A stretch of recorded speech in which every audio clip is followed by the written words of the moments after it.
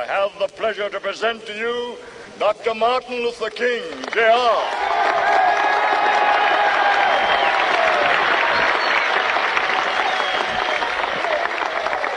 I am happy to join with you today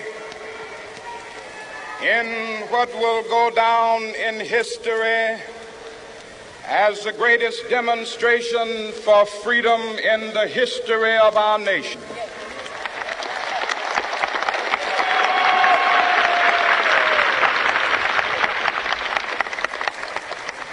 Five score years ago, a great American in whose symbolic shadow we stand today signed the Emancipation Proclamation. This momentous decree came as a great beacon light of hope to millions of Negro slaves who had been seared in the flames of withering injustice. It came as a joyous daybreak to end the long night of their captivity. But 100 years later, the Negro still is not free. 100 years later, the life of the Negro is still sadly crippled by the manacles of segregation and the chains of discrimination.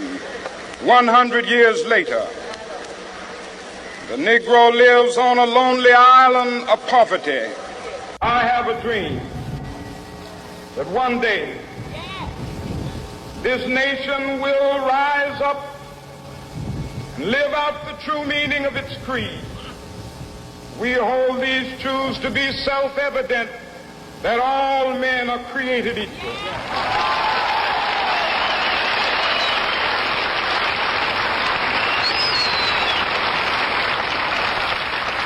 I have a dream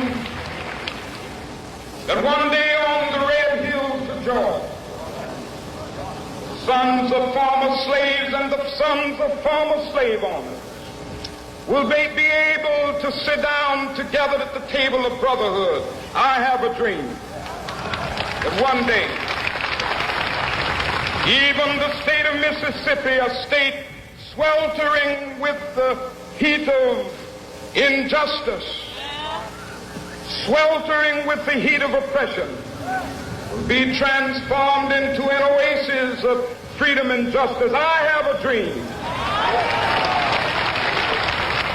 My four little children will one day live in a nation where they will not be judged by the color of their skin, but by the content of their character. I have a dream today.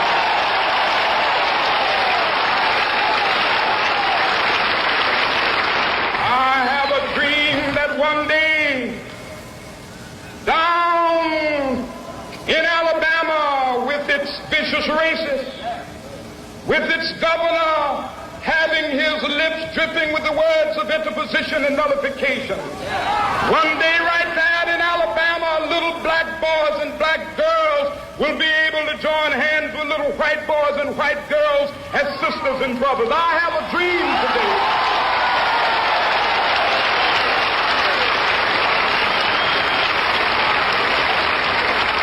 I have a dream that one day every valley shall be exalted, and every hill and mountain shall be made low. The rough places will be made plain, and the crooked places will be made straight, and the glory of the Lord shall be revealed, and all flesh shall see it together.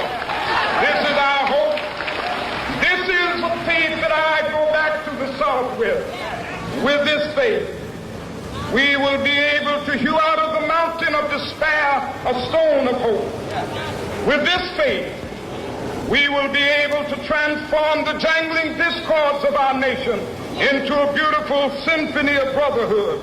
With this faith, we will be able to work together, to pray together, to struggle together, to go to jail together, to stand up for freedom together, knowing that we will be free one day.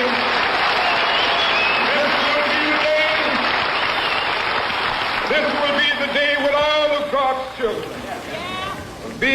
to sing with new meaning, my country, tears of thee. Sweet land of liberty, of thee I sing. Land where my fathers died, land of the pilgrim's pride.